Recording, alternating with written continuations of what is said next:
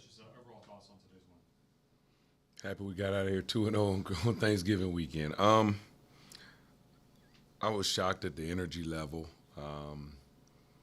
that we exploded with immediately. We've been an early game. We practiced early, and I knew that we had it in us, but we're still a learning team. And so I was excited about the way we came out from the jump. Um, that's been something that we've been working on, really getting our energy level up and playing with max effort. And I felt like from the start of the game we did, and I thought it carried over. We had our highs and lows, which every basketball game does, but ultimately we played with a lot of energy and effort today. And then just speak about your 2 point guards, AJ and DJ. They combined for 36 points, 11 assists, and no turnovers. You know what? I've been on them a lot, and not because I don't think they're good, because I think they could be great.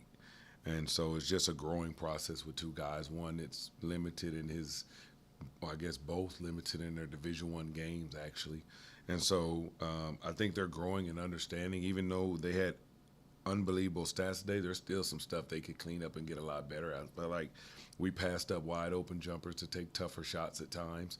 I feel like we can clean that up or play off 2 feet, so we can find cutters and movers without turning the ball over as much as a team.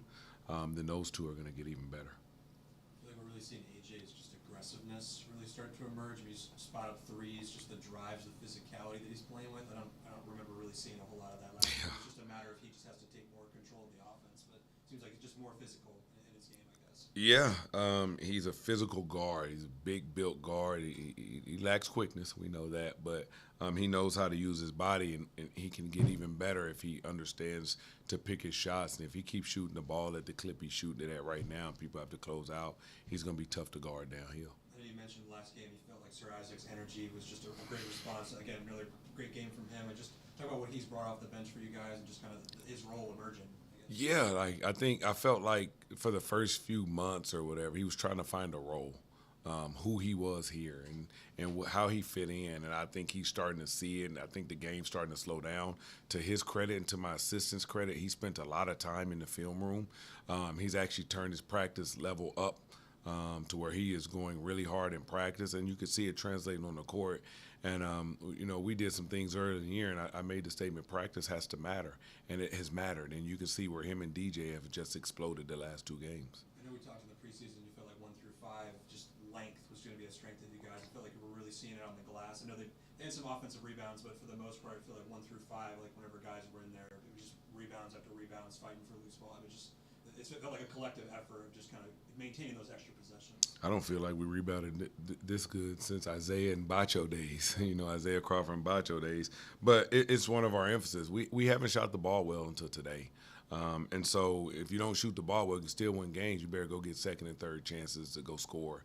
And then we haven't got easy baskets, and so we've been trying to push and practice running the floor so we can get easy shots at the rim. And I think we've been doing a good job of those in the last 2 games. When Avery isn't maybe as efficient shooting wise, I guess what's kind of the conversation with him as far as where he can still impact the game? Yeah, he's been one of our better rebounders, but I will tell you this: his length still matters. It might not be in a stat sheet. I think people scoring over him at 6'7" is really hard.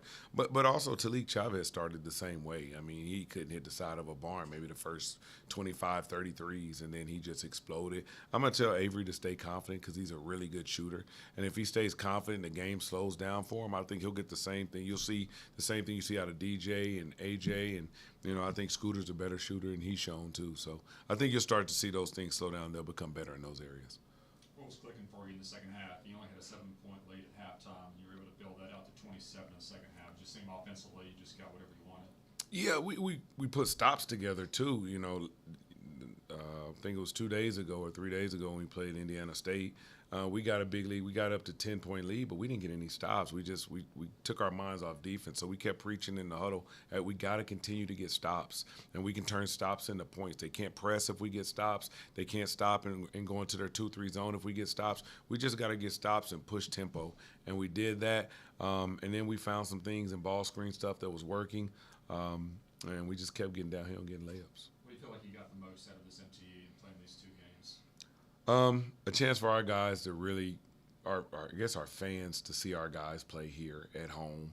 A chance for them to actually really understand how it feels to play in tournament play, to play in short situations, and then in conference play. We play Thursday, Saturday, where it's quick turnarounds. And so hopefully we take some of the things we learned, which is mental preparation, and be able to apply those things for later in the season. Thanks, Coach. Thank you.